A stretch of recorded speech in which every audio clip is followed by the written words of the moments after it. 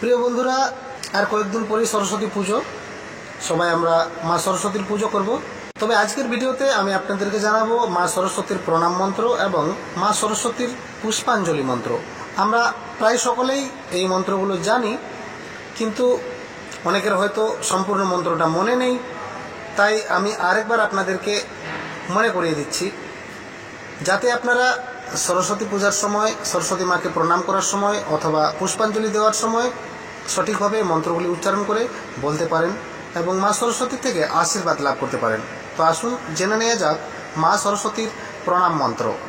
ওং জয় জয় দেবী চরাচর সারে, কুচযুগ শোভিত মুক্তাহারে, বিনা রঞ্জিত পুস্তক হস্তে, ভগবতী ভারতী দেবী নমহস্ততে।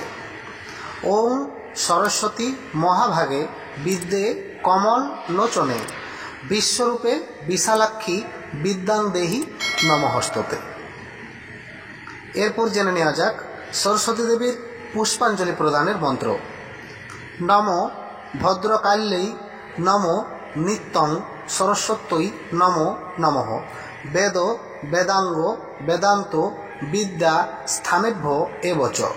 এষ সচন্দন পুষ্পবিল্ল পত্রাঞ্জলি সরস্বত্যৈ নমো নমঃ। এই মন্ত্র 3 বার উচ্চারণ করে সরস্বতী দেবীর চরণতলে পুষ্পাঞ্জলি দিতে হয়।